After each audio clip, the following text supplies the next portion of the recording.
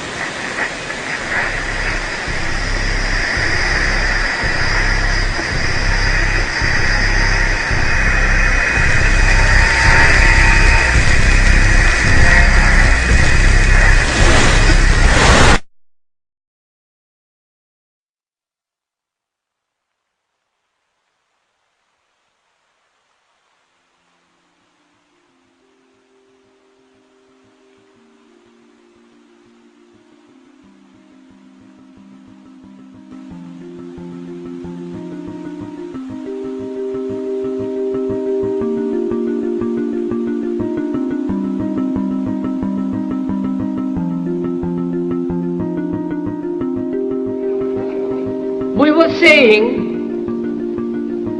how very important it is to bring about in the human mind the radical revolution. The crisis is a crisis in consciousness, a crisis that cannot anymore accept the old norms, the old patterns, the ancient traditions. And considering what the world is now, with all their misery, conflict, destructive brutality, aggression, and so on, man is still as he was. He's still brutal, violent, aggressive, acquisitive, competitive, and he has built a society along these lines.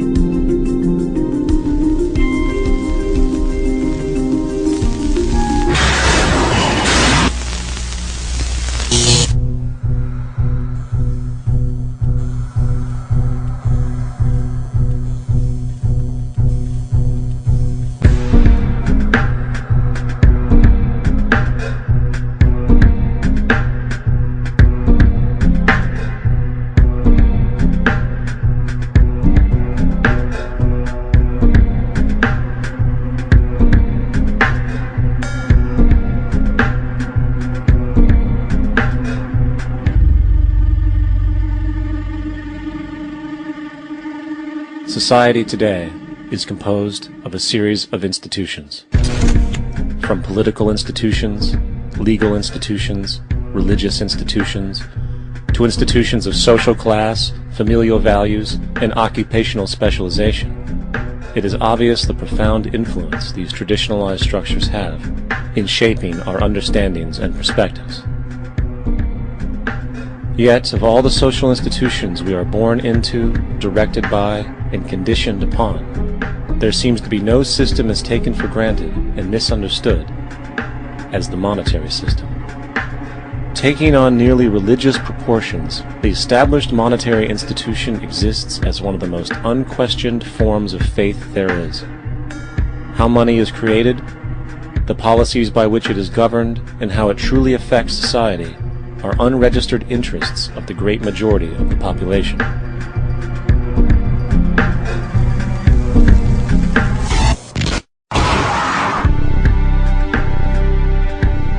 In a world where 1% of the population owns 40% of the planet's wealth, in a world where 34,000 children die every single day from poverty and preventable diseases, and where 50% of the world's population lives on less than $2 a day, one thing is clear: something is very wrong. And whether we are aware of it or not, the lifeblood of all of our established institutions, and thus society itself, is money. Therefore, understanding this institution of monetary policy is critical to understanding why our lives are the way they are. Unfortunately, economics is often viewed with confusion and boredom. Endless streams of financial jargon coupled with intimidating mathematics quickly deters people from attempts at understanding it.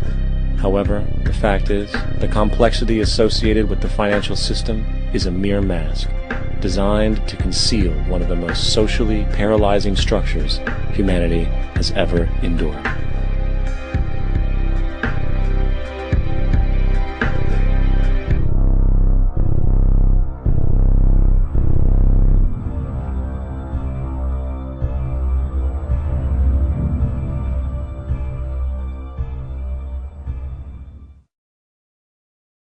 A number of years ago, the Central Bank of the United States, the Federal Reserve, produced a document entitled Modern Money Mechanics. This publication detailed the institutionalized practice of money creation as utilized by the Federal Reserve and the web of global commercial banks it supports. On the opening page, the document states its objective. The purpose of this booklet is to describe the basic process of money creation in a fractional reserve banking system. It then proceeds to describe this fractional reserve process through various banking terminology, a translation of which goes something like this. The United States government decides it needs some money, so it calls up the Federal Reserve and requests, say, $10 billion. The Fed replies, saying, sure, we'll buy $10 billion in government bonds from you. So the government takes some pieces of paper, paints some official-looking designs on them, and calls them treasury bonds. Then it puts a value on these bonds to the sum of $10 billion and sends them over to the Fed. In turn, the people at the Fed draw up a bunch of impressive pieces of paper themselves, only this time calling them Federal Reserve notes, also designating a value of $10 billion to the set. The Fed then takes these notes and trades them for the bonds. Once this exchange is complete, the government then takes the $10 billion in Federal Reserve notes and deposits it into a bank account. And upon this deposit, the paper notes officially become legal tender money, adding $10 billion to the U.S. money supply. And there it is. $10 billion in new money has been created. Of course, this example is a generalization, for, in reality, this transaction would occur electronically, with no paper used at all. In fact, only 3% of the U.S. money supply exists in physical currency. The other 97% essentially exists in computers alone. Now, government bonds are, by design, instruments of debt, and when the Fed purchases these bonds, with money it essentially created out of thin air, the government is actually promising to pay back that money to the Fed. In other words, the money was created out of debt. This mind-numbing paradox of how money or value can be created out of debt or a liability will become more clear as we further this exercise. So, the exchange has been made and now $10 billion sits in a commercial bank account. Here's where it gets really interesting. For as based on the fractional reserve practice, that $10 billion deposit instantly becomes part of the bank's reserves, just as all deposits do. And regarding reserve requirements, as stated in modern money mechanics, a bank must maintain legally required reserves equal to a prescribed percentage of its deposits. It then quantifies this by stating, under current regulations, the reserve requirement against most transaction accounts is 10%. This means that with a $10 billion deposit, 10% or $1 billion is held as the required reserve, while the other $9 billion is considered an excessive reserve and can be used as the basis for new loans. Now, it is logical to assume that this $9 billion is literally coming out of the existing $10 billion deposit. However, this is actually not the case. What really happens is that the $9 billion is simply created out of thin air on top of the existing $10 billion deposit. This is how the money supply is expanded. As stated in modern money mechanics, of course they, the banks, do not really pay out loans from the money they receive as deposits. If they did this, no additional money would be created. What they do when they make loans is to accept promissory notes, loan contracts, in exchange for credits, money, to the borrower's transaction accounts. In other words, the $9 billion can be created out of nothing simply because there is a demand for such a loan and that there is a $10 billion deposit to satisfy the reserve requirements. Now, let's assume that somebody walks into this bank and borrows the newly available $9 billion. They will then most likely take that money and deposit it into their own bank account. The process then repeats, for that deposit becomes part of the bank's reserves. 10% is isolated, and in turn 90% of the $9 billion, or $8.1 billion, is now available as newly created money for more loans. And of course, that 8.1 can be loaned out and redeposited, creating an additional 7.2 billion, to 6.5 billion, to 5.9 billion, etc. This deposit money creation loan cycle can technically go on to infinity. The average mathematical result is that about $90 billion can be created on top of the original $10 billion. In other words, for every deposit that ever occurs in the banking system, about 9 times that amount can be created out of thin air. Money jitters.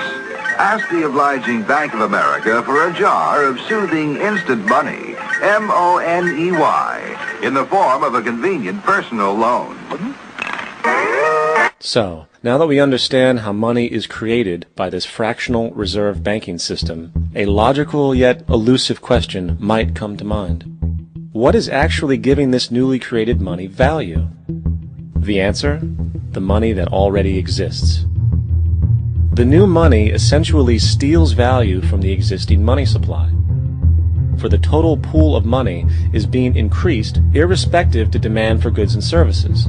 And as supply and demand finds equilibrium, prices rise, diminishing the purchasing power of each individual dollar. This is generally referred to as inflation, and inflation is essentially a hidden tax on the public. What is the advice that you generally get? And that is inflate the currency. They don't say debase the currency. They don't say devalue the currency. They don't say cheat the people who are saved. They say lower the interest rates. The real deception is when we distort the value of money. When we create money out of thin air, we have no savings, and yet there's so-called capital. So my question boils down to this. How in the world can we expect to solve the problems of inflation, that is, the increase in the supply of money, with more inflation? Of course, it can't. The fractional reserve system of monetary expansion is inherently inflationary. For the act of expanding the money supply, without there being a proportional expansion of goods and services in the economy, will always debase a currency. In fact, a quick glance at the historical values of the US dollar versus the money supply reflects this point definitively, for the inverse relationship is obvious. $1 in 1913 required $21.60 in 2007 to match value. That is a 96% devaluation since the Federal Reserve came into existence. Now, if this reality of inherent and perpetual inflation seems absurd and economically self-defeating, hold that thought, for absurdity is an understatement in regard to how our financial system really operates. For in our financial system, money is debt. And debt is money. Here is a chart of the U.S. money supply from 1950 to 2006. Here is a chart of the U.S. national debt for the same period. How interesting it is that the trends are virtually the same. For the more money there is, the more debt there is. The more debt there is, the more money there is. To put it a different way, every single dollar in your wallet is owed to somebody by somebody. For remember, the only way the money can come into existence is from loans. Therefore, if everyone in the country were able to pay off all debts, including the government, there would not be $1 in circulation.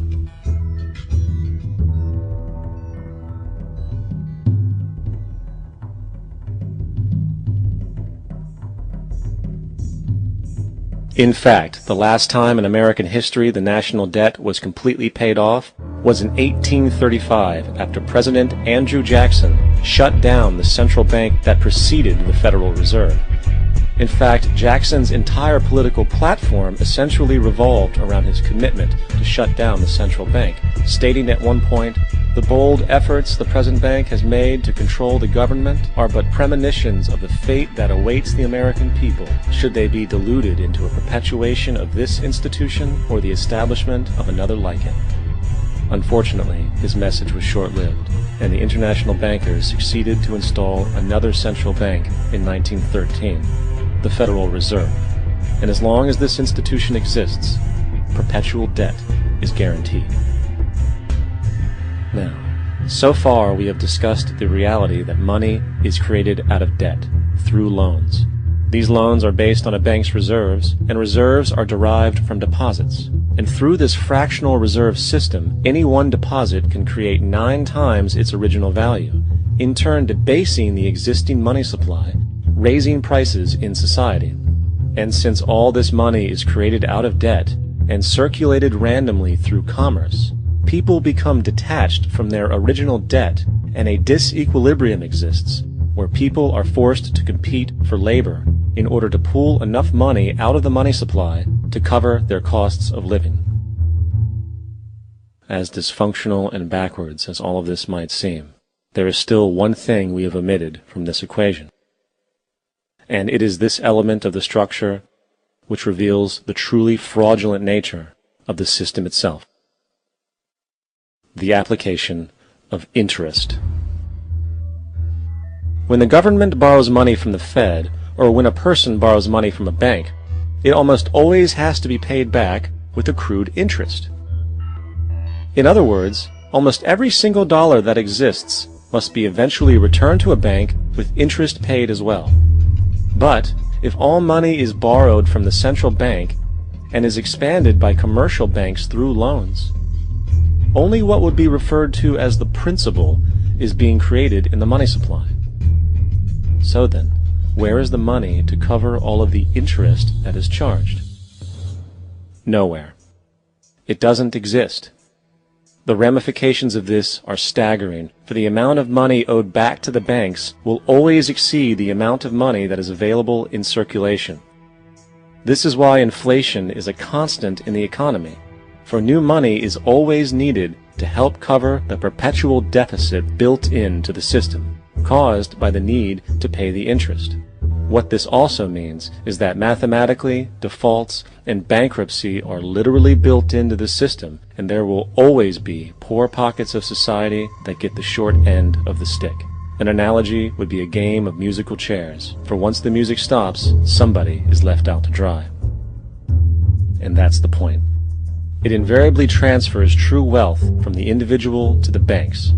For if you are unable to pay for your mortgage, they will take your property. This is particularly enraging when you realize that not only is such a default inevitable due to the fractional reserve practice, but also because of the fact that the money that the bank loaned to you didn't even legally exist in the first place. In 1969, there was a Minnesota court case involving a man named Jerome Daly, who was challenging the foreclosure of his home by the bank which provided the loan to purchase it. His argument was that the mortgage contract required both parties, being he and the bank, each put up a legitimate form of property for the exchange. In legal language, this is called consideration. Mr. Daly explained that the money was, in fact, not the property of the bank, for it was created out of nothing as soon as the loan agreement was signed. Remember what modern money mechanics stated about loans? What they do when they make loans is to accept promissory notes in exchange for credits. Reserves are unchanged by the loan transactions, but deposit credits constitute new additions to the total deposits of the banking system. In other words, the money doesn't come out of their existing assets. the bank is simply inventing it, putting up nothing of its own except for a theoretical liability on paper. As the court case progressed, the bank's president, Mr. Morgan, took the stand, and in the judge's personal memorandum, he recalled that the plaintiff, bank's president, admitted that, in combination with the Federal Reserve Bank, did create the money and credit upon its books by bookkeeping entry. The money and credit first came into existence when they created it. Mr. Morgan admitted that no United States law or statute existed which gave him the right to do this. A lawful consideration must exist and be tendered to support the note. The jury found that there was no lawful consideration, and I agree. He also poetically added, only God can create something of value out of nothing. And upon this revelation, the court rejected the bank's claim for foreclosure, and Daly kept his home. The implications of this court decision are immense. For every time you borrow money from a bank, whether it is a mortgage loan or a credit card charge, the money given to you is not only counterfeit, it is an illegitimate form of consideration, and hence voids the contract to repay, for the bank never had the money as property to begin with. Unfortunately, such legal realizations are suppressed and ignored, and the game of perpetual wealth transfer and perpetual debt continues. And this brings us to the ultimate question: why? During the American Civil War, President Lincoln bypassed the high-interest loans offered by the European banks and decided to do what the Founding Fathers advocated, which was to create an independent and inherently debt-free currency. It was called the greenback. Shortly after this measure was taken, an internal document circulated between private British and American banking interests stated, "Slavery is but the owning of labor, and carries with it the care of laborers, while the European plan is that capital shall control labor by controlling wages. This can be done by controlling the money. It will not do to allow the greenback, as we cannot control that." The fractional reserve policy perpetrated by the Federal Reserve, which has spread in practice to the great majority of banks in the world, is, in fact, a system of modern slavery. Think about it. Money is created out of debt. And what do people do when they are in debt? They submit to employment to pay it off. But if money can only be created out of loans, how can society ever be debt-free? It can't. And that's the point.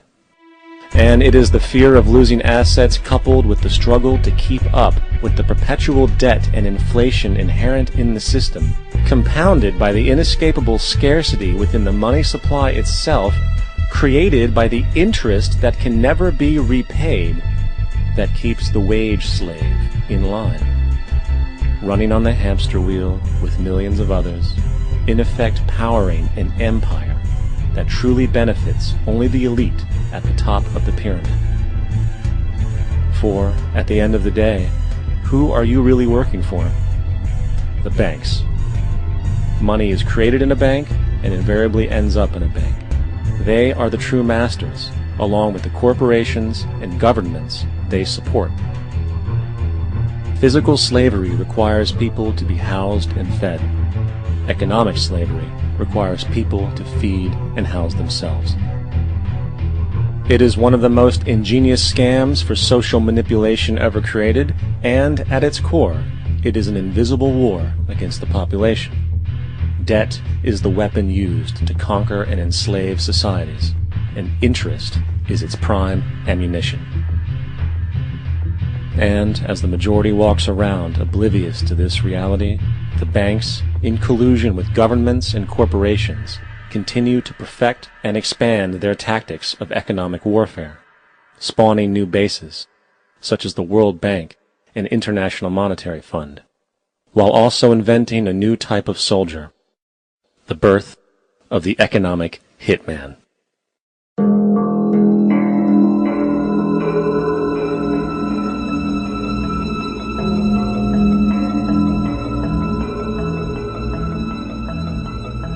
We economic hitmen really have been the ones responsible for creating this first truly global empire. And we work many different ways.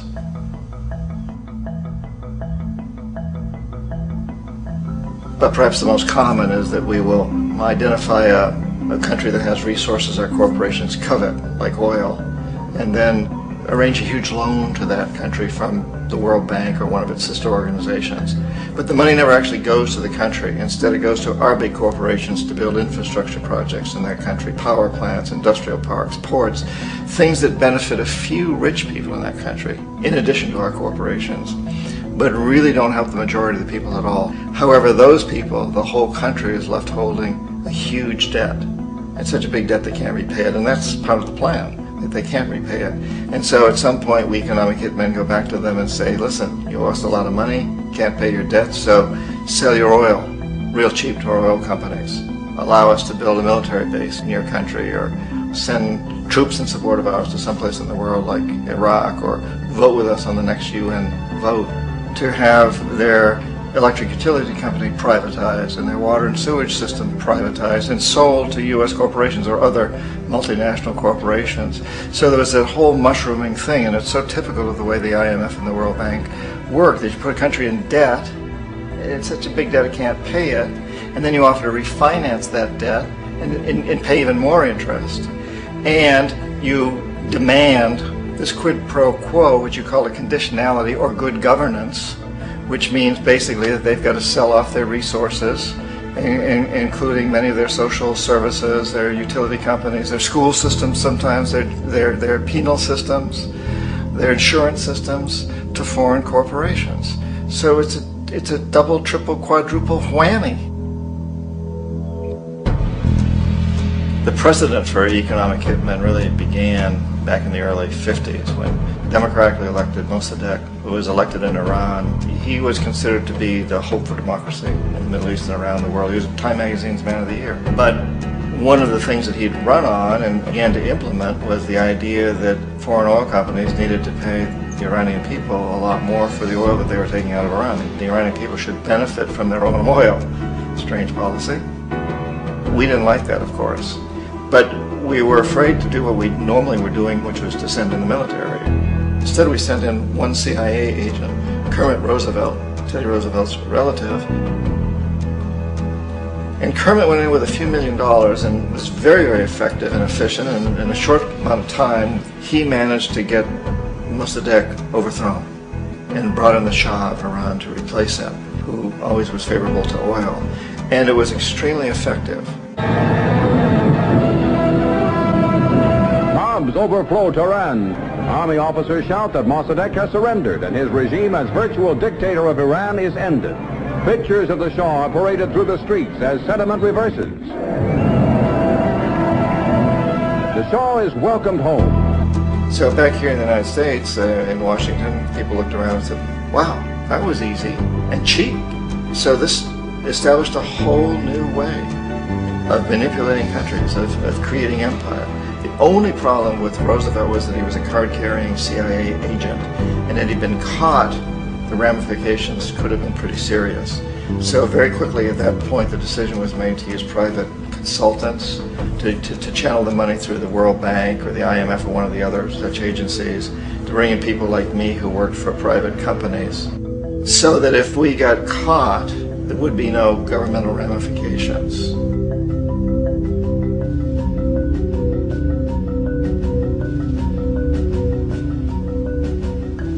When Arbenz became president of Guatemala, the country was very much under the thumbs of United Fruit Company, the big international corporations. And Arbenz ran on this ticket that says, you know, we want to get the land back to the people.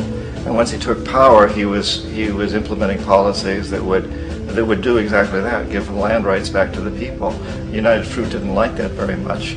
And so they hired a public relations firm, launched a huge campaign in the United States to convince the United States, the people, the citizens of the United States, and the press of the United States, and the Congress of the United States, that Arbenz was a Soviet puppet, and that if we allowed him to stay in power, the Soviets would have a foothold in this hemisphere. And that at that point in time was a huge fear on everybody's mind, the Red Terror, the communist terror. And so, to make a long story short, out of this public relations campaign came a commitment on the part of the CIA and the military to take this man out. And in fact, we did. We sent in planes, we sent in soldiers, we sent in jackals, we sent everything in to take him out. and did take him out.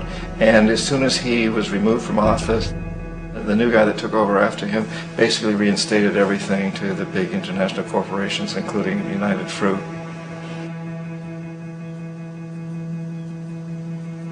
Ecuador for many, many years had been ruled by pro-U.S. dictators, often relatively brutal.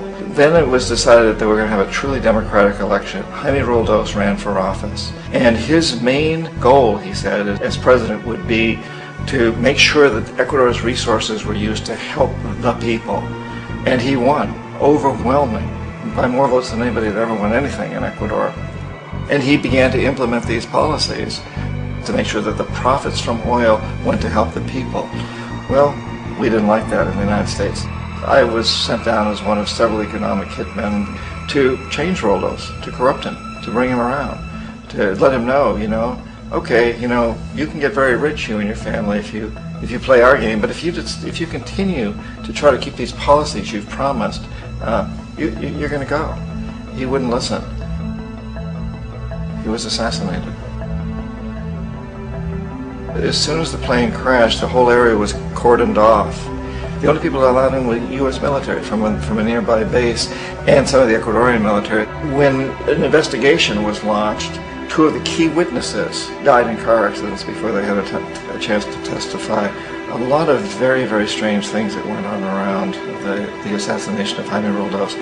I, like most people who've really looked at this case, have absolutely no doubt that it was an assassination. And of course, in my position as an economic hitman, I was always expecting something to happen to Jaime, whether it be a coup or assassination, I wasn't sure, but that he would be taken down because he was not being corrupted. He would not allow himself to be corrupted the way we wanted to corrupt him.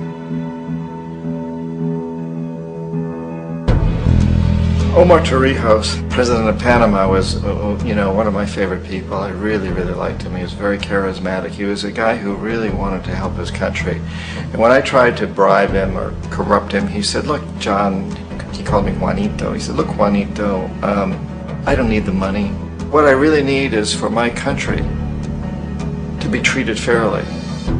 I need for the United States to repay the debts that you owe my people for all the destruction you've done here. I need to be in a position where I can help other Latin American countries win their independence and be free of this terrible presence from the north that you people are exploiting us so badly. I need to have the Panama Canal back in the hands of the Panamanian people. That's what I want. And so, leave me alone. Don't try to bribe me. It was 1981, and in May, Jaime Roldos was assassinated. And Omar was very aware of this. Torrijos got his family together and he said, I'm probably next, but it's okay because I've done what I came here to do. I've renegotiated the canal. The canal will now be in our hands. He just finished negotiating the treaty with Jimmy Carter. In June of that same year, just a couple of months later, he also went down in an airplane crash, which there's no question was executed by CIA-sponsored jackals. Tremendous amount of evidence that one of Torrijos' security guards handed him at the last moment as he was getting on the plane a tape recorder, a small tape recorder that contained a bomb.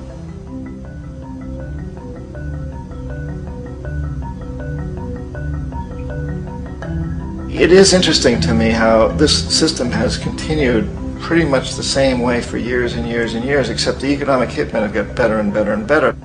Then we come up with, very recently, what happened in Venezuela. In 1998, Hugo Chavez gets elected president, following a long line of presidents who had been very corrupt and basically destroyed the economy of the country.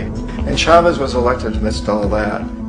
Chavez stood up to the United States, and he's done it primarily demanding that Venezuelan oil be used to help the Venezuelan people.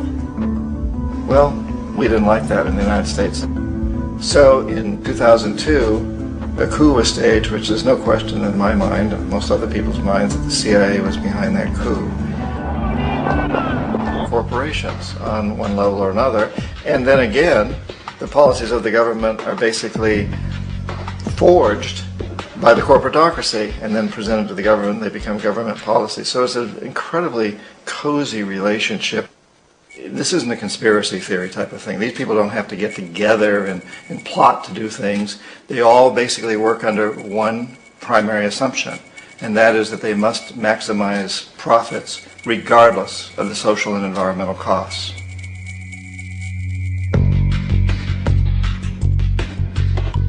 This process of manipulation by the corporatocracy through the use of debt, bribery, and political overthrow is called globalization. Just as the Federal Reserve keeps the American public in a position of indentured servitude through perpetual debt, inflation, and interest, the World Bank and IMF serve this role on a global scale. The basic scam is simple. Put a country in debt either by its own indiscretion or through corrupting the leader of that country, then impose conditionalities or structural adjustment policies, often consisting of the following. Currency devaluation. When the value of a currency drops, so does everything valued in it. This makes indigenous resources available to predator countries at a fraction of their worth. Large funding cuts for social programs. These usually include education and healthcare, compromising the well-being and integrity of the society, leaving the public vulnerable to exploitation. Privatization of state-owned enterprises. This means that socially important systems can be purchased and regulated by foreign corporations for profit. For example, in 1999, the World Bank insisted that the Bolivian government sell the public water system of its third largest city to a subsidy of the U.S. corporation Bechtel. As soon as this occurred, water bills for the already impoverished local residents skyrocketed. It wasn't until after a full-blown revolt by the people that the Bechtel contract was nullified.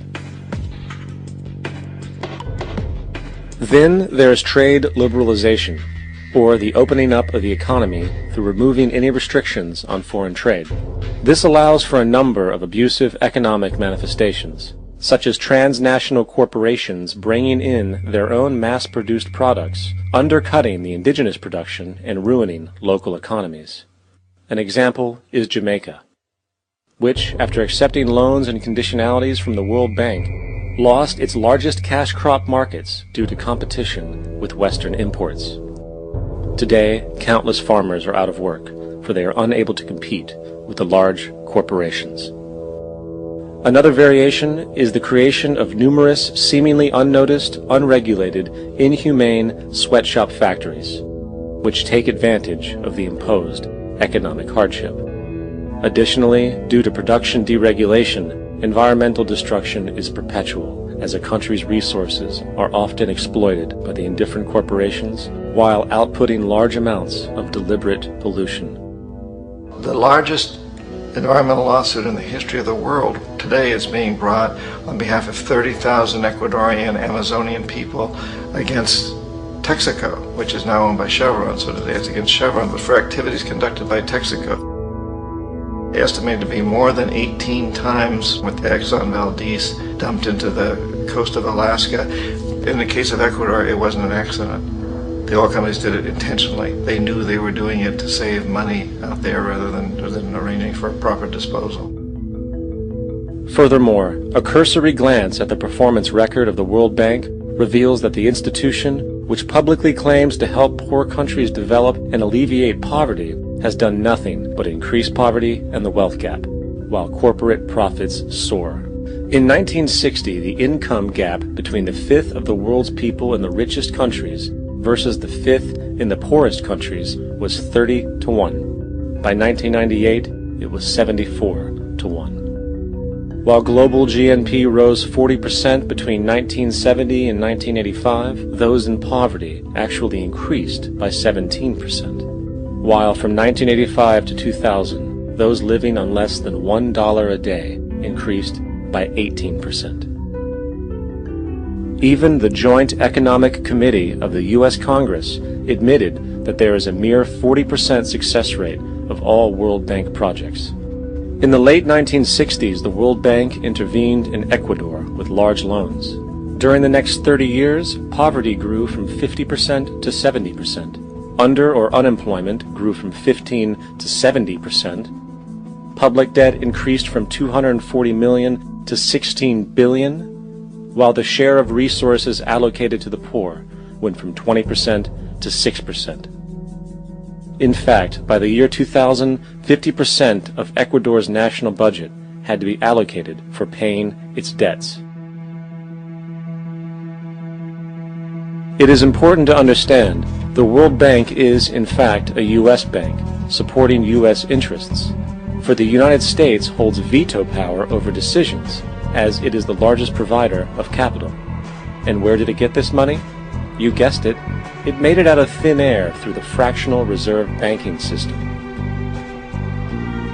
Of the world's top 100 economies, as based on annual GDP, 51 are corporations, and 47 of that 51 are U.S.-based. Walmart, General Motors, and Exxon are more economically powerful than Saudi Arabia, Poland, Norway, South Africa, Finland, Indonesia, and many others. And, as protective trade barriers are broken down, currencies tossed together and manipulated in floating markets, and state economy.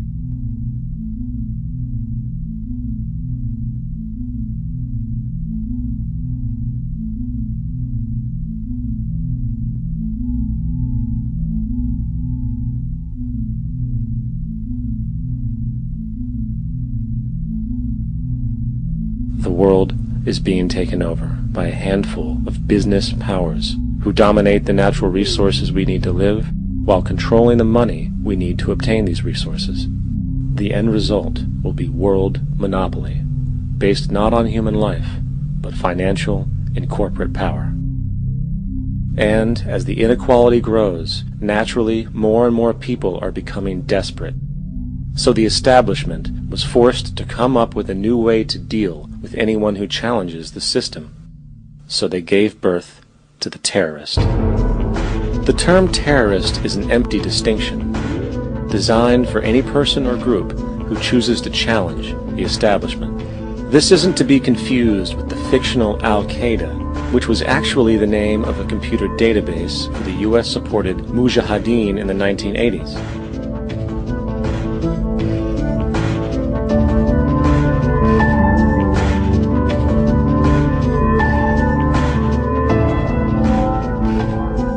In 2007, the Department of Defense received $161.8 billion for the so-called global war on terrorism. According to the National Counterterrorism Center, in 2004, roughly 2,000 people were killed internationally due to supposed terrorist acts. Of that number, 70 were American. Using this number as a general average, which is extremely generous, it is interesting to note that twice as many people die from peanut allergies a year than from terrorist acts. Concurrently, the leading cause of death in America is coronary heart disease, killing roughly 450,000 each year.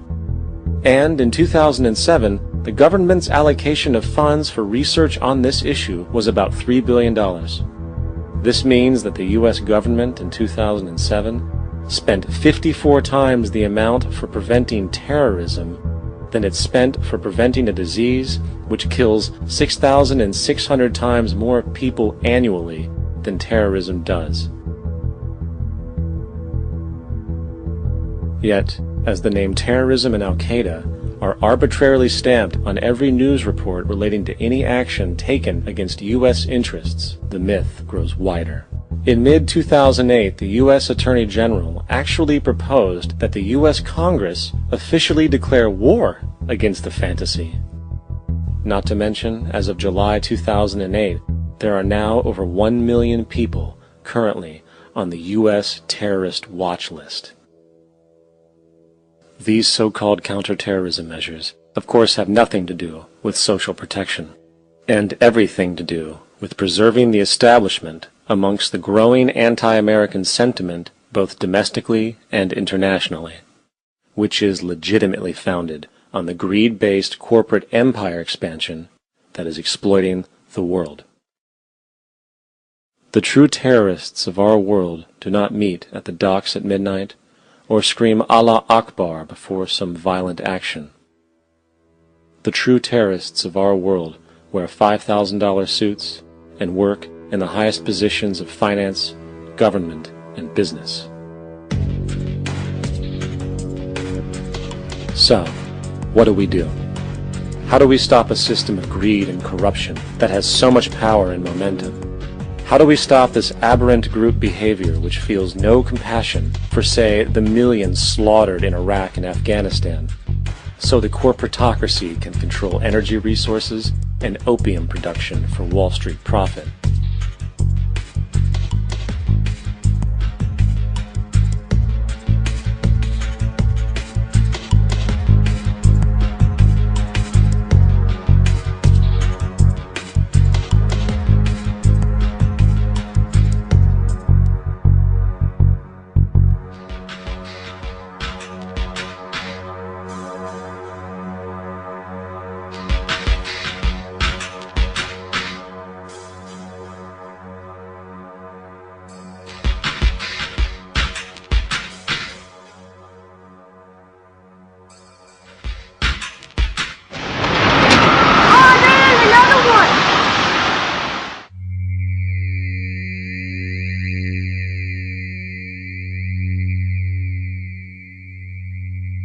How do we stop a system of greed and corruption that condemns poor populations to sweatshop slavery for the benefit of Madison Avenue?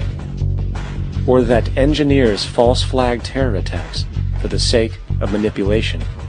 Or that generates built-in modes of social operation which are inherently exploitative? Or that systematically reduces civil liberties and violates human rights in order to protect itself from its own shortcomings?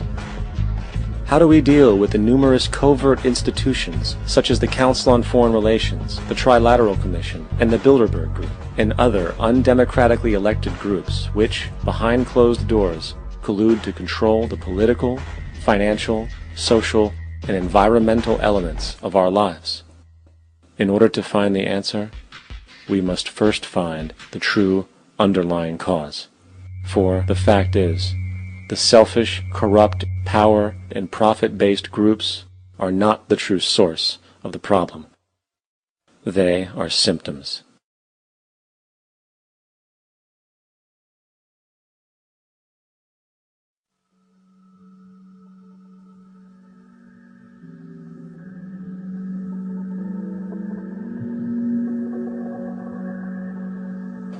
My name is Jock Fresco. I'm an industrial designer and a social engineer.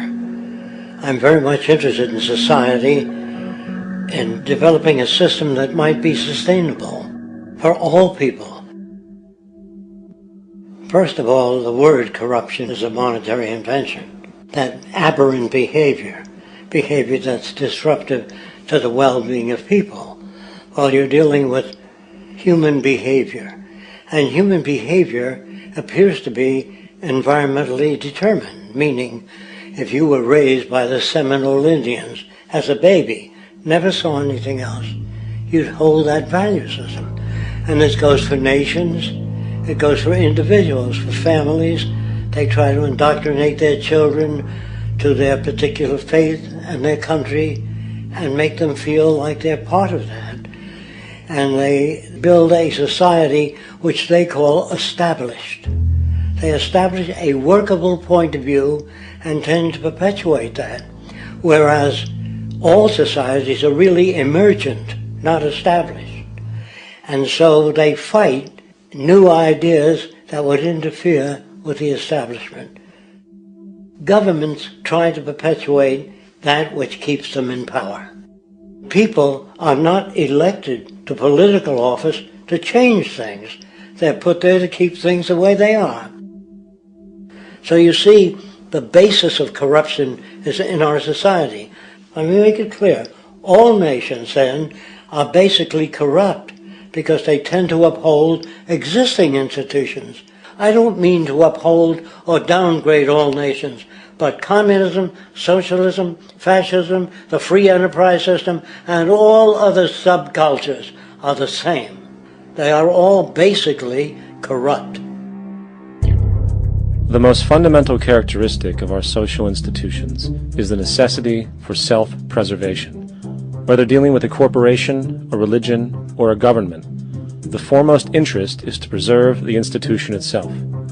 For instance, the last thing an oil company would ever want is the utilization of energy that was outside of its control, for it makes that company less relevant to society.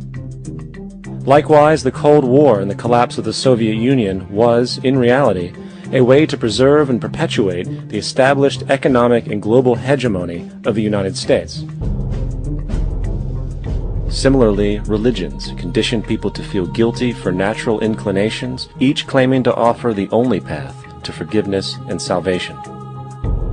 At the heart of this institutional self-preservation lies the monetary system, for it is money that provides the means for power and survival. Therefore, just as a poor person might be forced to steal in order to survive, it is a natural inclination to do whatever is needed to continue an institution's profitability.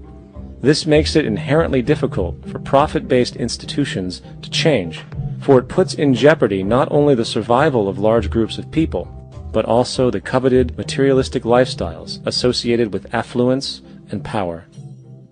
Therefore, the paralyzing necessity to preserve an institution, regardless of its social relevance, is largely rooted in the need for money or profit.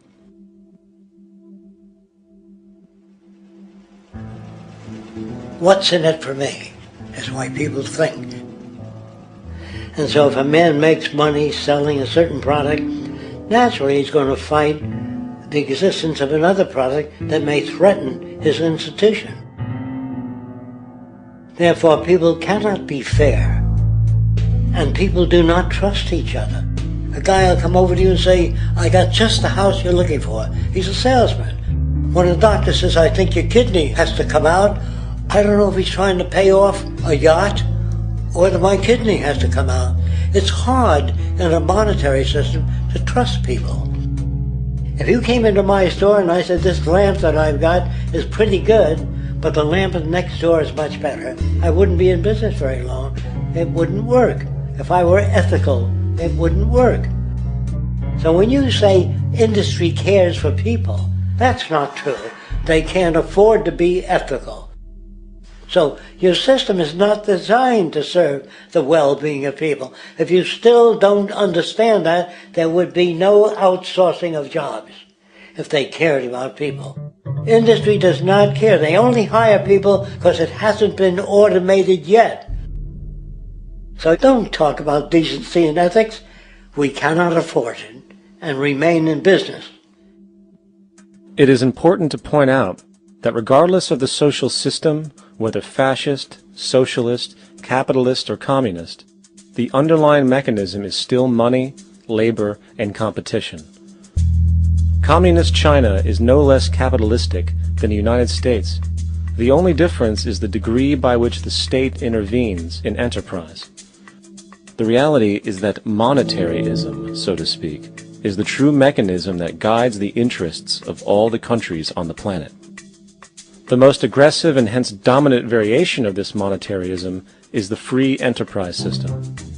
The fundamental perspective as put forth by early free market economists like Adam Smith is that self-interest in competition leads to social prosperity, as the act of competition creates incentive which motivates people to persevere. However, what isn't talked about is how a competition-based economy invariably leads to strategic corruption, power and wealth consolidation, social stratification, technological paralysis, labor abuse, and, ultimately, a covert form of government dictatorship by the rich elite. The word corruption is often defined as moral perversion. If a company dumps toxic waste into the ocean to save money, most people recognize this as corrupt behavior. On a more subtle level, when Walmart moves into a small town and forces small businesses to shut down for they are unable to compete, a gray area emerges. For what exactly is Walmart doing wrong? Why should they care about mom-and-pop organizations they destroy? Yet, even more subtly, when a person gets fired from their job because a new machine has been created which can do the work for less money, people tend to just accept that as the way it is, not seeing the inherent, corrupt inhumanity of such an action.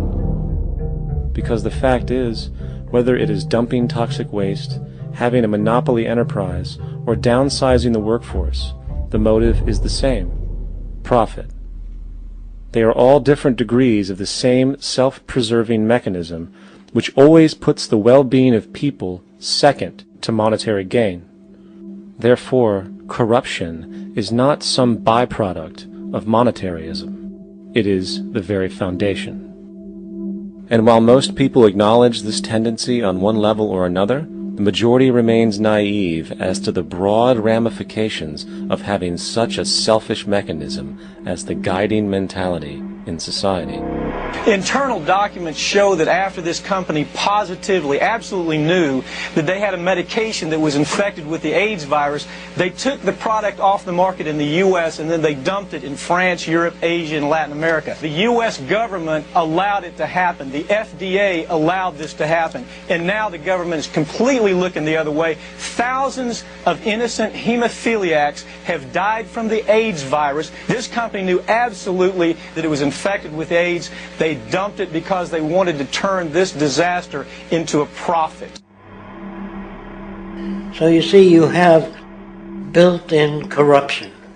We're all chiseling off each other, and you can't expect decency and that sort of thing.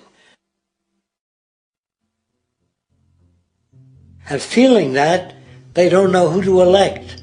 They think in terms of a democracy, which is not possible in a monetary-based economy. If you have more money to advertise your position, the position you desire in government, that isn't a democracy. It serves those in positions of differential advantage. So it's always a dictatorship of the elitists, the financially wealthy.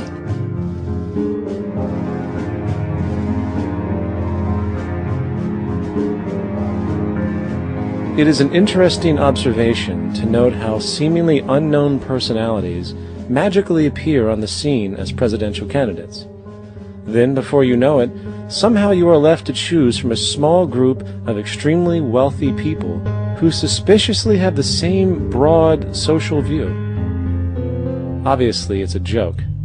The people placed on the ballot are done so because they have been pre-decided to be acceptable by the established financial powers who actually run the show. Yet, many who understand this illusion of democracy often think, if only we could just get our honest, ethical politicians in power, then we would be okay. Well, while this idea, of course, seems reasonable in our established-oriented worldview, it is, unfortunately, another fallacy.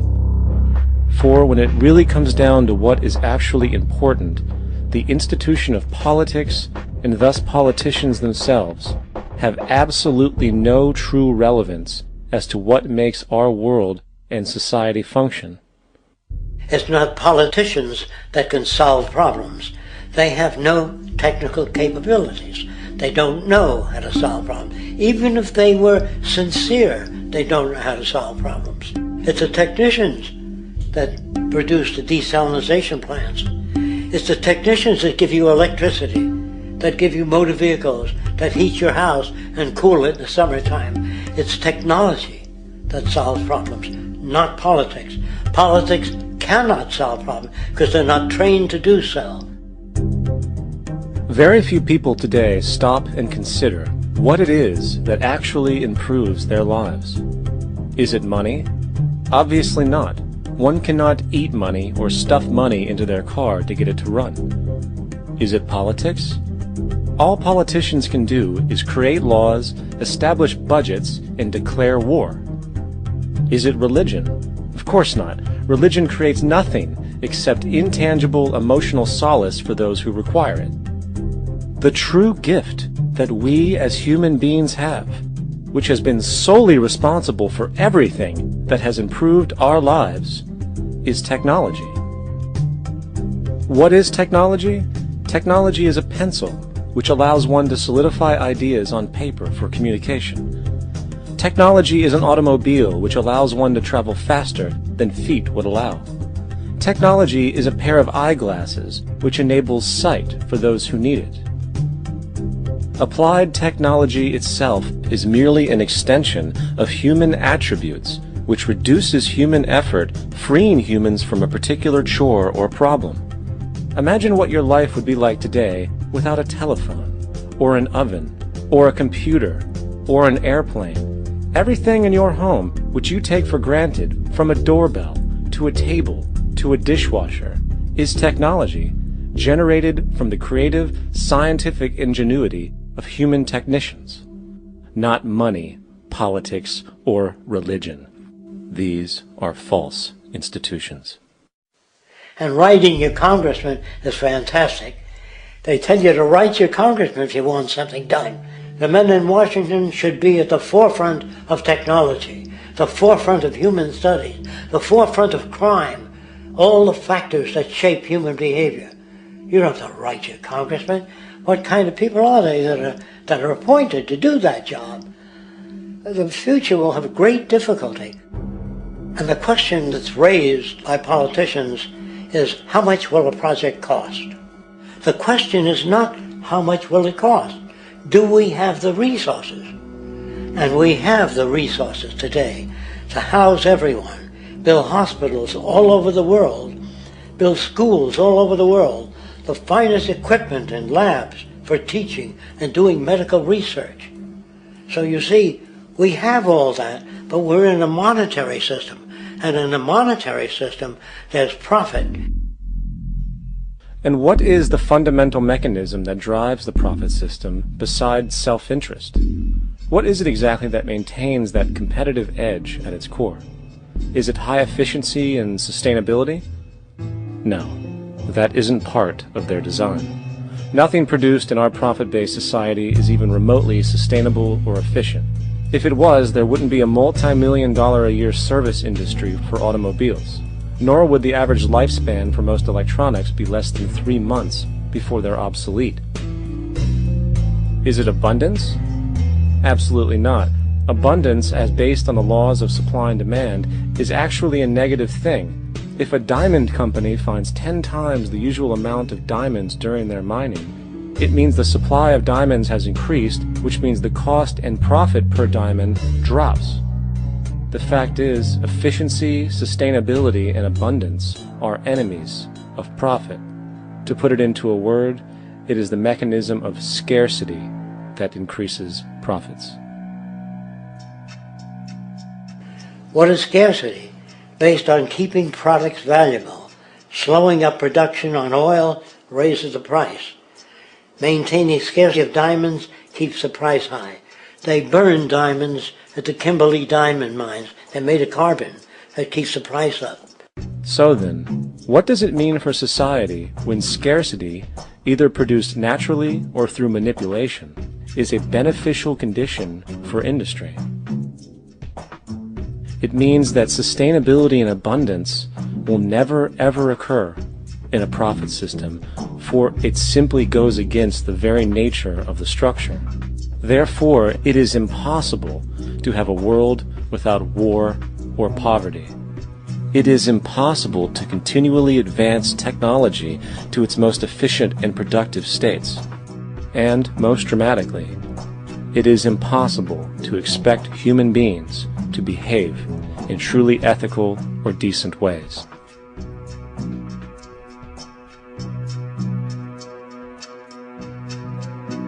People use the word instinct because they can't account for the behavior. They sit back and they evaluate with their lack of knowledge, and they say things like, humans are built a certain way, greed is a natural thing, as though they've worked for years on it, and it's no more natural than wearing clothing. What we want to do is to eliminate the causes of the problems, eliminate the processes that produce greed and bigotry and prejudice and people taking advantage of one another and elitism, eliminating the need for prisons and welfare. We have always had these problems because we have always lived within scarcity and barter and monetary systems that produce scarcity. If you eradicate the conditions that generate what you call socially offensive behavior, it does not exist. The guy said, well, isn't that inborn?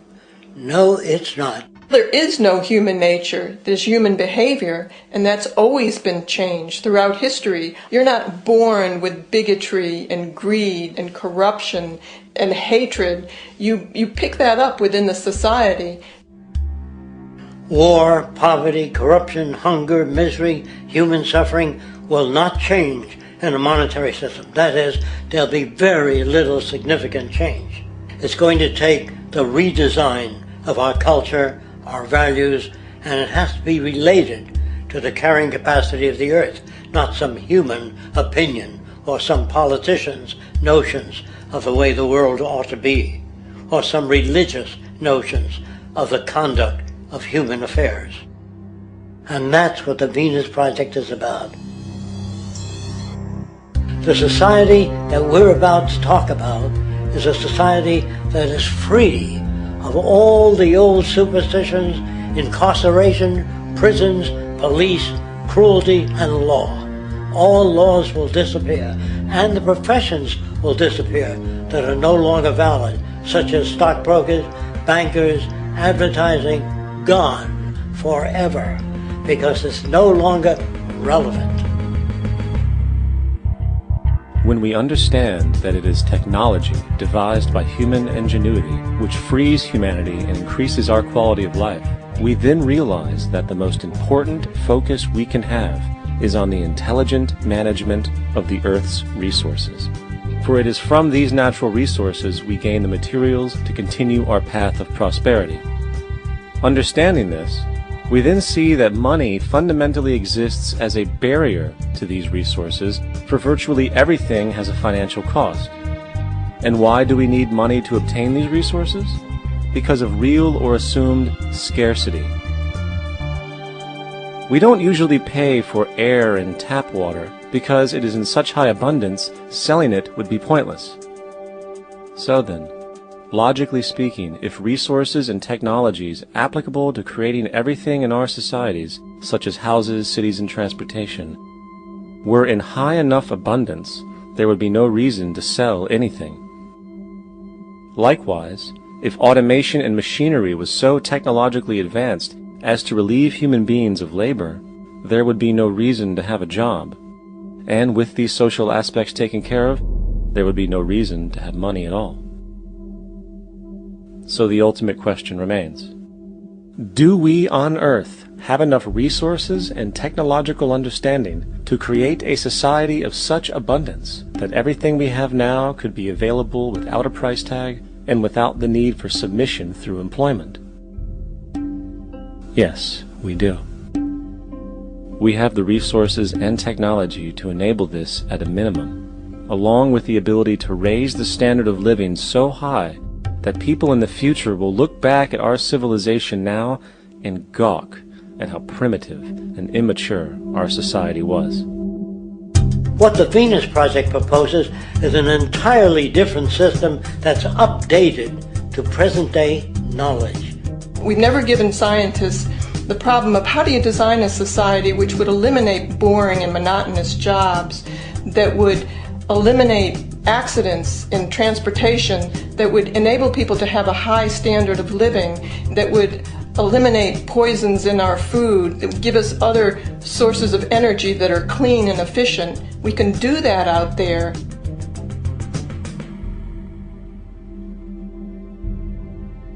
The major difference between a resource-based economy and a monetary system is that a resource-based economy is really concerned with people and their well-being, where a monetary system has become so distorted that the concerns of the people are really secondary, if they're there at all. The products that are turned out are for how much money you can get. If there is a problem in society and you can't earn money from solving that problem, then it won't be done. The resource-based economy is really not close to anything that's been tried. And with all our technology today, we can create abundance. It could be used to improve everyone's lifestyle. Abundance all over the world if we use our technology wisely and maintain the environment. It's a very different system, and it's very hard to talk about because the public is not that well enough informed as to the state of technology.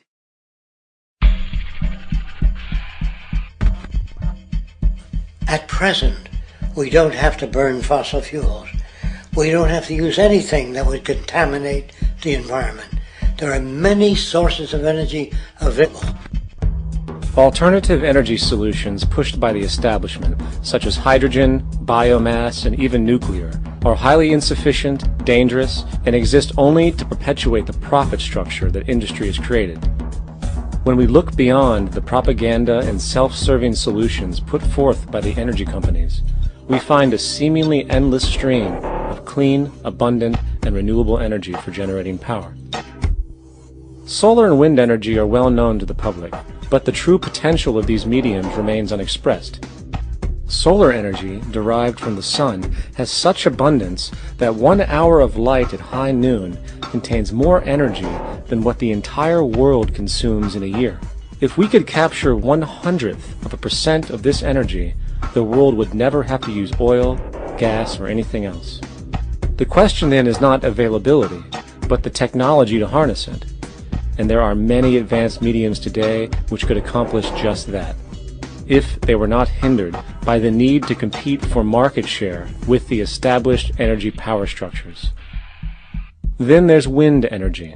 Wind energy has long been denounced as weak, and due to being location-driven, impractical. This is simply not true. The U.S. Department of Energy admitted in 2007 that if wind was fully harvested in just 3 of America's 50 states, it could power the entire nation. And then there are the rather unknown mediums of tidal and wave power. Tidal power is derived from tidal shifts in the ocean. Installing turbines which capture this movement generates energy. In the United Kingdom, 42 sites are currently noted as available, forecasting that 34% of all the UK's energy could come from tidal power alone. Wave power, which extracts energy from the surface motions of the ocean, is estimated to have a global potential of up to 80,000 terawatt-hours a year. This means 50% of the entire planet's energy usage could be produced from this medium alone. Now, it is important to point out that tidal, wave, solar, and wind power requires virtually no preliminary energy to harness, unlike coal, oil, gas, biomass, hydrogen, and all the others. In combination, these 4 mediums alone, if efficiently harnessed through technology, could power the world forever. That being said, there happens to be another form of clean, renewable energy which trumps them all: geothermal power. Geothermal energy utilizes what is called heat mining, which, through a simple process using water, is able to generate massive amounts of clean energy. In 2006, an MIT report on geothermal energy found that 13,000 zettajoules of power are currently available in the Earth, with the possibility of 2,000 zettajoules being easily tappable with improved technology. The total energy consumption of all the countries on the planet is about half of a zettajoule a year. This means about 4,000 years of planetary power could be harnessed in this medium alone. And when we understand that the Earth's heat generation is constantly renewed, this energy is really limitless and could be used forever. These energy sources are only a few of the clean, renewable mediums available, and as time goes on, we will find more. The grand realization is that we have total energy abundance without the need for pollution, traditional conservation, or in fact, a price tag. And what about transportation? The prevailing means of transportation in our societies is by automobile and aircraft, both of which predominantly need fossil fuels to run. In the case of the automobile, the battery technology needed to power an electric car that can go over 100 miles an hour for over 200 miles on one charge exists, and has existed for many years.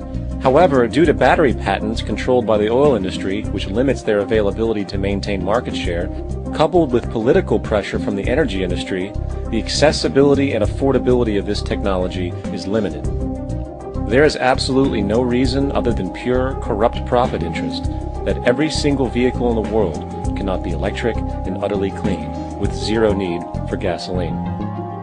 As far as airplanes, it is time we realize that this means of travel is inefficient, cumbersome, slow, and causes far too much pollution. This is a maglev train. It uses magnets for propulsion. It is fully suspended by a magnetic field and requires less than 2% of the energy used for plane travel. The train has no wheels, so nothing can wear out. The current maximum speed of versions of this technology, as used in Japan, is 361 miles per hour.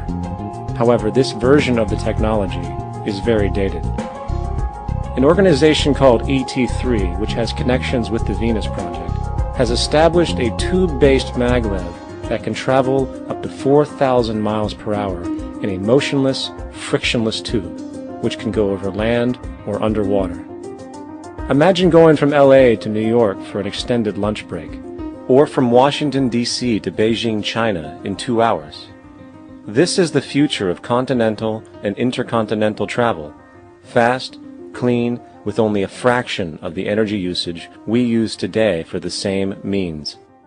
In fact, between maglev technology, advanced battery storage, and geothermal energy, there would be no reason to ever burn fossil fuels again.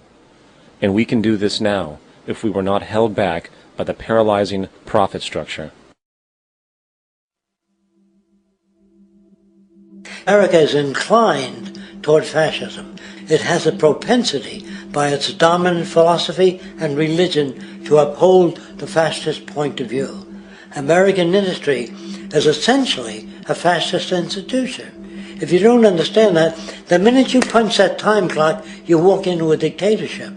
We're given notions about the respectability of work, and I really look at it as being paid slavery.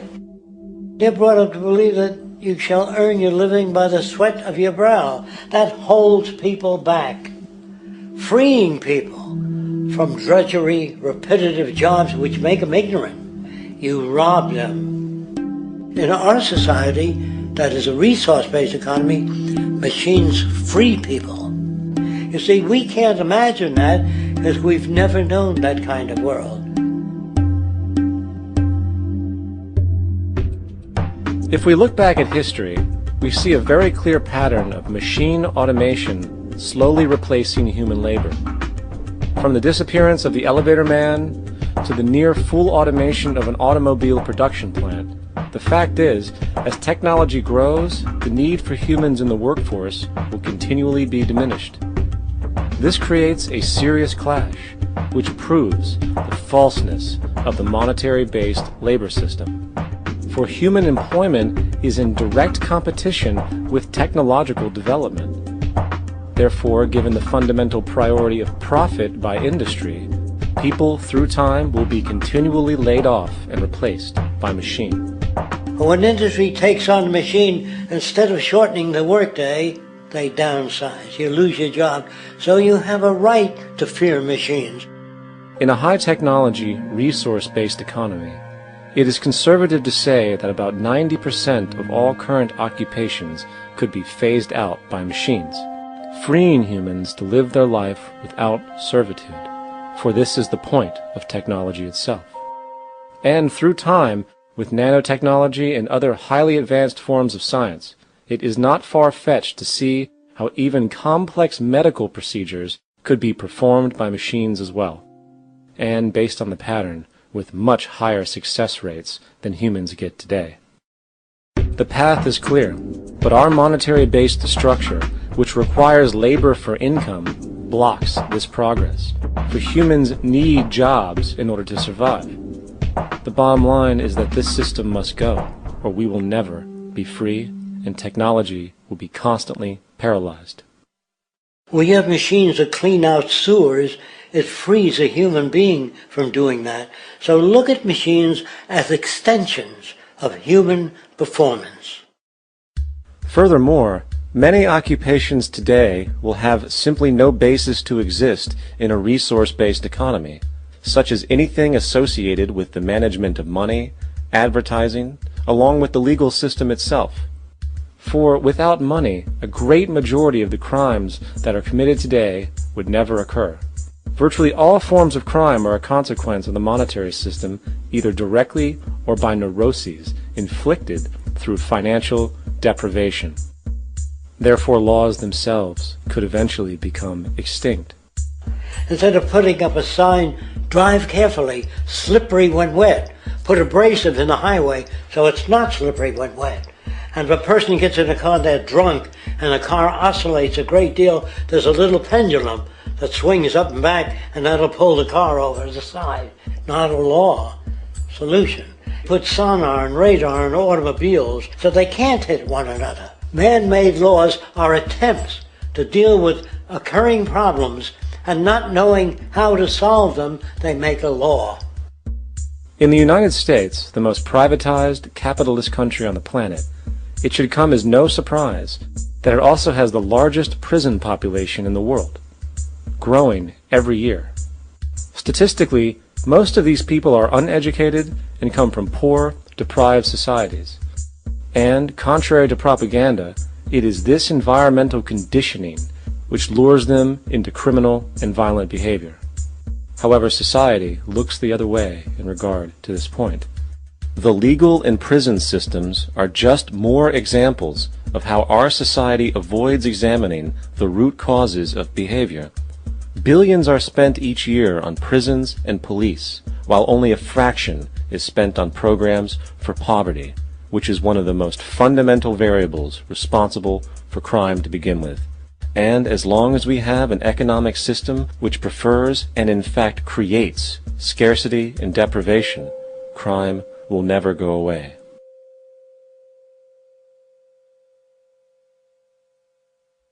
If people have access to the necessities of life without servitude, debt, barter, trade, they behave very differently. You want all these things available without a price tag.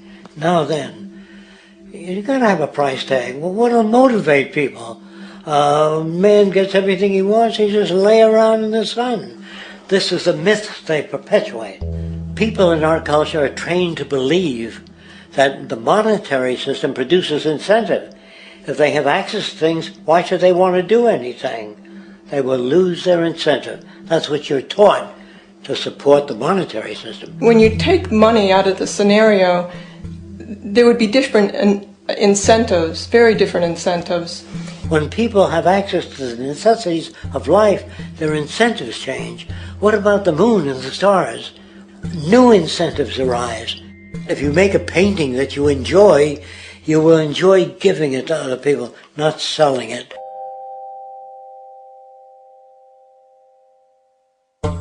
I think most of the education that I've seen today is essentially producing a person for a job. It's very specialized. They're not generalists. People don't know a lot about a lot of different subjects. I don't think you could get people to go to war if they knew a lot about a lot of things. I think education is mostly rote, and they're not taught how to solve problems. They're not given the tools, emotionally or within their own field, of how to do critical thinking. A resource-based economy, the education would be very different. Our society's major concern is mental development and to motivate each person to their highest potential. Because our philosophy is the smarter people are, the richer the world, because everybody becomes a contributor. The smarter your kids are, the better my life will be, because they'll be contributing more constructively to the environment and to my life, because everything that we devise within a resource-based economy would be applied to society. There would be nothing to hold it back. Patriotism, weapons, armies, navies, all that is a sign that we're not civilized yet. Kids will ask their parents, didn't you see the necessity of machines? Dad, couldn't you see that war was inevitable when you produce scarcity? Isn't it obvious? Of course the kid will understand that you were pinheads, raised merely to serve the established institutions. We're such an abominable, sick society that we won't make the history book. They just say that large nations took land from smaller nations, used force and violence. You'll get history talked about as corrupt behavior all the way along until the beginning of the civilized world. That's when all the nations work together. World unification, working toward common good for all human beings, and without anyone being subservient to anyone else, without social stratification, whether it be technical elitism or any other kind of elitism, eradicated from the face of the earth. The state does nothing because there is no state. There is no state. The system I advocate, a resource-based global economy, is not perfect. It's just a lot better than what we have. We can never achieve perfection.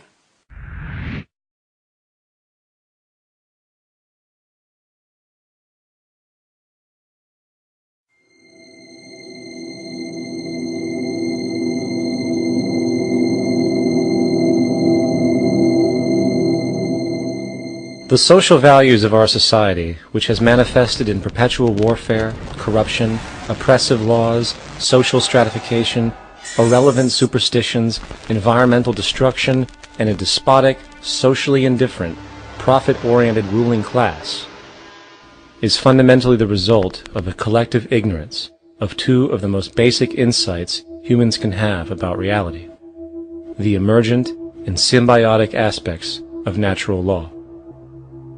The emergent nature of reality is that all systems, whether it is knowledge, society, technology, philosophy, or any other creation, will, when uninhibited, undergo fluid, perpetual change. What we consider commonplace today, such as modern communication and transportation, would have been unimaginable in ancient times. Likewise, the future will contain technologies, realizations, and social structures that we cannot even fathom in the present. We have gone from alchemy to chemistry, from a geocentric universe to a heliocentric, from believing that demons were the cause of illness to modern medicine. This development shows no sign of ending, and it is this awareness that aligns us and leads us on a continuous path to growth and progress. Static, empirical knowledge does not exist. Rather, it is the insight of the emergence of all systems we must recognize. This means we must be open to new information at all times, even if it threatens our current belief system and hence identities. Sadly, society today has failed to recognize this, and the established institutions continue to paralyze growth by preserving outdated social structures. Simultaneously, the population suffers from a fear of change, for their conditioning assumes a static identity, and challenging one's belief system usually results in insult and apprehension, for being wrong is erroneously associated with failure, when, in fact, to be proven wrong should be celebrated, for it is elevating someone to a new level of understanding, furthering awareness. The fact is, there is no such thing as a smart human being, for it is merely a matter of time before their ideas are updated, changed, or eradicated. And this tendency to blindly hold on to a belief system, sheltering it from new, possibly transforming information, is nothing less than a form of intellectual materialism. The monetary system perpetuates this materialism not only by its self-preserving structures, but also through the countless number of people who have been conditioned into blindly and thoughtlessly upholding these structures, therefore becoming self-appointed guardians of the status quo. Sheep, which no longer need a sheepdog to control them, for they control each other by ostracizing those who step out of the norm. This tendency to resist change and uphold existing institutions for the sake of identity, comfort, power, and profit is completely unsustainable and will only produce further imbalance, fragmentation, distortion, and invariably, destruction. It's time to change. From hunters and gatherers to the agricultural revolution to the industrial revolution, the pattern is clear. It is time for a new social system which reflects the understandings we have today. The monetary system is a product of a period of time where scarcity was a reality. Now, with the age of technology, it is no longer relevant to society. Gone with the aberrant behavior it manifests. Likewise, dominant worldviews, such as theistic religion, operate with the same social irrelevancy. Islam, Christianity, Judaism, Hinduism, and all of the others exist as barriers to personal and social growth, for each group perpetuates a closed worldview, and this finite understanding that they acknowledge is simply not possible in an emergent universe. Yet, religion has succeeded in shutting down the awareness of this emergence by instilling the psychological distortion of faith upon its followers, where logic and new information is rejected in favor of traditionalized, outdated beliefs. The concept of God is really a method of accounting for the nature of things. In the early days, people didn't know enough about how things formed, how nature worked, so they invented their own little stories. And they made God in their own image. A guy that gets angry. When people don't behave right, he creates floods and earthquakes. They say it's an act of God. A cursory glance at the suppressed history of religion reveals that even the foundational myths themselves are emergent culminations, developed through influence over time. For example, a cardinal doctrine of the Christian faith is the death and resurrection of Christ. This notion is so important that the Bible itself states, "And if Christ be not risen, then is our preaching vain, and your faith is also vain." Yet it is very difficult to take this account literally, for not only is there no primary source denoting this supernatural event in secular history, awareness of the enormous number of pre-Christian saviors who also died and were resurrected immediately puts the story in mythological territory by association. Early church figures such as Tertullian went to great lengths to break these associations, even claiming that the devil caused the similarities to occur, stating in the 2nd century, "The devil, whose business is to pervert the truth, mimics the exact circumstance of the divine sacraments. He baptizes his believers and promises forgiveness of sins. He celebrates the oblation of bread and brings in the symbol of the resurrection. Let us therefore acknowledge the craftiness of the devil, who copied certain things of those that be divine." What is truly sad, however, is that when we cease the idea that the stories from Christianity, Judaism, Islam, and all the others are literal history, and accept them for what they really are, which are purely allegorical expressions derived from many faiths, we see that all religions share a common thread, and it is this unifying imperative that needs to be recognized and appreciated. Religious belief has caused more fragmentation and conflict than any other ideology. Christianity alone has 34,000 different subgroups. The Bible is subject to interpretation.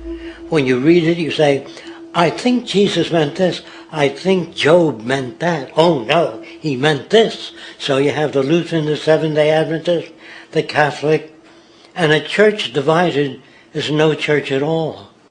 And a church divided is no church at all. And this point on division, which is a trademark of all theistic religions, brings us to our second failure of awareness, the false assumption of separation through the rejection of the symbiotic relationship of life. Apart from the understanding that all natural systems are emergent, where all notions of reality will be constantly developed, altered, and even eradicated, we must also understand that all systems are, in fact, invented fragments, merely for the sake of conversation. For there is no such thing as independence in nature. The whole of nature is a unified system of interdependent variables, each a cause and a reaction, existing only as a concentrated whole. You don't see the plug connected to the environment, so it looks like we're free, wandering around. Take the oxygen away, we all die immediately. Take plant life away, we die. And without the sun, all the plants die. So we are connected. We really must take into account the totality. This isn't just a human experience on this planet. This is a total experience. And we know we can't survive without plants and animals. We know we can't survive without the four elements, you know. And so when are we going to really start taking that into account? That's what it is to be successful. Success depends on how well we relate to everything around us. I'm very aware of the fact that my grandson cannot possibly hope to inherit a sustainable, peaceful, stable, socially just world unless every child today growing up in Ethiopia, in Indonesia, in Bolivia, in Palestine, in Israel also has that same expectation. You got to take care of the whole community or you're going to have serious problems. And now we have to see that the whole world is the community. And we must all take care of each other that way. And it's not just a community of human beings. It's a community of plants and animals and elements. And we really need to understand that. That's what's going to bring us joy, too, and pleasure. That's what's missing in our lives right now. We can call it spirituality, but the fact of the matter is, joy comes from that bliss of connectedness. That's our God spirit. That's that side of ourselves that really feels it. And you can feel it deep inside you. It's this amazing, wonderful feeling. And you know it when you get it. You don't get it from money. You get it from connection. Now, if that isn't a hazard to this country, how are we going to keep building nuclear weapons? You know what I mean? What's going to happen to the arms industry when we realize we're all one? It's going to fuck up the economy. The economy that's fake anyway. The economy that's fake anyway. The economy that's fake anyway. The economy that's fake anyway. The economy that's fake anyway. Which would be a real bummer. You can see why the government's cracking down on the idea of experiencing unconditional love.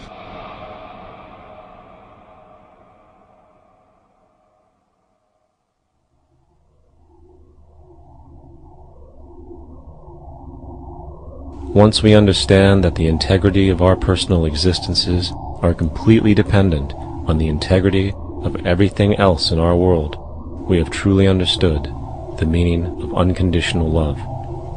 For love is extensionality, and seeing everything as you and you as everything can have no conditionalities. For, in fact, we are all everything at once. If it's true that we're all from the center of a star, every atom in each of us from the center of a star, then we're all the same thing. Even a Coke machine or a cigarette butt in the street in Buffalo is made out of atoms that came from a star. They've all been recycled thousands of times, as have you and I. And therefore, it's only me out there. So what is there to be afraid of? What is there that needs solace-seeking? Nothing. There's nothing to be afraid of because it's all us. The trouble is we have been separated by being born and given a name and an identity and being individuated. We've been separated from the oneness, and that's what religion exploits, that people have this yearning to be part of the overall one again. So they exploit that. They call it God. They say he has rules. And I think it's cruel. I think you can do it absent religion.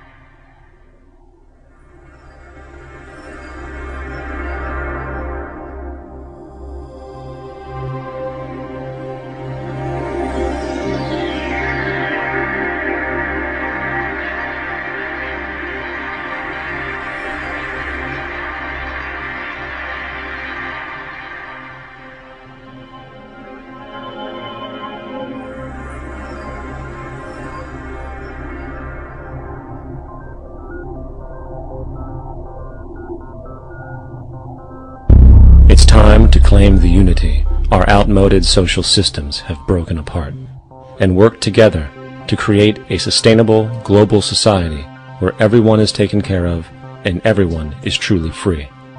Your personal beliefs, whatever they may be, are meaningless when it comes to the necessities of life. Every human being is born naked, needing warmth, food, water, shelter, Everything else is auxiliary. Therefore, the most important issue at hand is the intelligent management of the Earth's resources. This can never be accomplished in a monetary system, for the pursuit of profit is the pursuit of self-interest, and therefore imbalance is inherent. Simultaneously, politicians are useless, for our true problems in life are technical, not political. Furthermore, ideologies that separate humanity, such as religion, need strong reflection in the community in regard to its value, purpose, and social relevancy. Hopefully, through time, religion will lose its materialism and basis in superstition and move into the useful field of philosophy. The fact is, society today is backwards, with politicians constantly talking about protection and security rather than creation, unity, and progress. The U.S. alone now spends about $500 billion annually on defense. That is enough to send every high school senior in America to a 4-year college. In the 1940s, the Manhattan Project produced the first true weapon of mass destruction. This program employed 130,000 people at an extreme financial cost. Imagine what our life would be like today if that group of scientists, instead of working on a way of killing people, worked on a way to create a self-sustaining, abundant world. Life today would be very, very different if that was their goal. Instead of weapons of mass destruction, it is time to unleash something much more powerful. Weapons of mass creation. Our true divinity is in our ability to create, and armed with the understanding of the symbiotic connections of life, while being guided by the emergent nature of reality, there is nothing we cannot do or accomplish. Of course, we face strong barriers in the form of established power structures that refuse to change. At the heart of these structures is the monetary system. As explained earlier, the fractional reserve policy is a form of slavery through debt, where it is literally impossible for society to be free. In turn, free market capitalism in the form of free trade uses debt to imprison the world and manipulate countries into subservience to a handful of large business and political powers. Apart from these obvious amoralities, the system itself is based on competition, which immediately destroys the possibility of large-scale collaborations for the common good, hence paralyzing any attempt at true global sustainability. These financial and corporate structures are now obsolete, and they must be outgrown. Of course, we cannot be naive enough to think that the business and financial elite are going to subscribe to this idea, for they will lose power and control. Therefore, peaceful yet highly strategic action must be taken. The most powerful course of action is simple. We have to alter our behavior to force the power structure to the will of the people. We must stop supporting the system.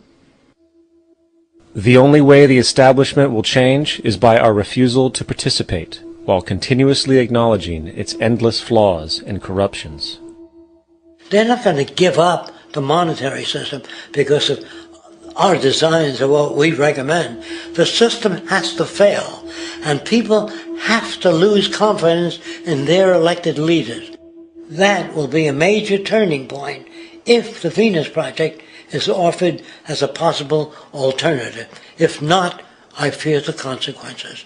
The trends now indicate that our country is going bankrupt. The probability is our country will move toward a military dictatorship to prevent riots and complete social breakdown. Once the U.S. breaks down, all the other cultures will undergo similar things. As of now, the world financial system is on the brink of collapse due to its own shortcomings. The Comptroller of Currency stated in 2003 that the interest on the U.S. national debt will not be affordable in less than 10 years. This theoretically means total bankruptcy for the U.S. economy, and its implications for the world are immense. In turn, the fractional reserve-based monetary system is reaching its theoretical limits of expansion, and the banking failures you are seeing are just the beginning. This is why inflation is skyrocketing, All debt is at record levels, and the government and Fed are hemorrhaging new money to bail out the corrupt system. For the only way to keep the banks going is by making more money. The only way to make more money is to create more debt and inflation. It is simply a matter of time before the tables turn, and there is no one willing to take new loans, while defaults grow, as people are unable to afford their current loans. Then the expansion of money will stop, and contraction will begin on a scale never before seen, ending a century-long pyramid scheme. This has already begun. Therefore, we need to expose this financial failure for what it is, using this weakness to our advantage. Here are some suggestions. Expose the banking fraud. Citibank, JP Morgan Chase, and Bank of America are the most powerful controllers within the corrupt Federal Reserve System. It's time to boycott these institutions. If you have a bank account or a credit card with any of them, move your money to another bank. If you have a mortgage, refinance with another bank. If you own their stock, sell it. If you work for them, quit. This gesture will express contempt for the true powers behind the private banking cartel known as the Federal Reserve, and create awareness about the fraud of the banking system itself. 2. Turn off the TV news. Visit the emerging independent news agencies on the internet for your information. CNN, NBC, ABC, Fox, and all the others present all news pre-filtered to maintain the status quo. With 4 corporations owning all major media outlets, objective information is impossible. This is the true beauty of the internet, and the establishment has been losing control because of this free flow of information. We must protect the internet at all times, as it is truly our savior right now. 3. Don't ever allow yourself, your family, or anyone you know to ever join the military. This is an obsolete institution now used exclusively for maintaining an establishment that is no longer relevant. U.S. soldiers in Iraq work for U.S. corporations, not the people. Propaganda forces us to believe that war is natural and the military is an honorable institution. Well, if war is natural, why are there 18 suicides every single day by American veterans who have post-traumatic stress disorder? If our military men and women are so honored, why is it that 25% of the American homeless population are veterans? 4. Stop supporting the energy companies. If you live in a detached house, get off the grid. Investigate every means of making your home self-sustainable with clean energy. Solar, wind, and other renewable energies are now affordable consumer realities, and considering the never-ending rising cost of traditional energies, it will likely be a cheaper investment over time. If you drive, get the smallest car you can, and consider using one of the many conversion technologies that can enable your car to be a hybrid, electric, or run on anything other than establishment fuels. 5. Reject the political system. The illusion of democracy is an insult to our intelligence. In a monetary system, there is no such thing as a true democracy, and there never was. We have 2 political parties owned by the same set of corporate lobbyists. They are placed in their positions by the corporations, with popularity artificially projected by their media. In a system of inherent corruption, the change of personnel every couple of years has very little relevance. Instead of pretending that the political game has any true meaning, focus your energy on how to transcend this failed system. And 6. Join the movement. Go to thezeitgeistmovement.com and help us create the largest mass movement for social change the world has ever seen. We must mobilize and educate everyone about the inherent corruption of our current world system, along with the only true sustainable solution, declaring all the natural resources on the planet as common heritage to all people, while informing everyone as to the true state of technology and how we can all be free if the world works together rather than fights. The choice lies with you. You can continue to be a slave to the finance system and watch the continuous wars, depressions, and injustice across the globe while placating yourself with vain entertainment and materialistic garbage. Or you can focus your energy on true, meaningful, lasting, holistic change, which actually has the realistic ability to support and free all humans with no one left behind. But, in the end, the most relevant change must occur first inside of you. The real revolution is the revolution of consciousness, and each one of us first needs to eliminate the divisionary, materialistic noise we have been conditioned to think is true, while discovering, amplifying, and aligning with the signal coming from our true empirical oneness. It is up to you. What we are trying in all these discussions and talks here is to see if we cannot radically bring about a transformation of the mind. Not accept things as they are, but to understand it, to go into it, to examine it, give your heart and your mind with everything that you have to find out a way of living differently.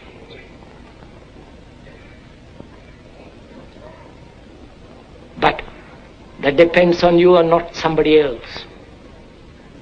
Because in this there is no teacher, no pupil, there is no leader, there is no guru, there is no master, no savior. You yourself are the teacher and the pupil, you are the master, you are the guru, you are the leader. You are everything. And to understand is to transform what is.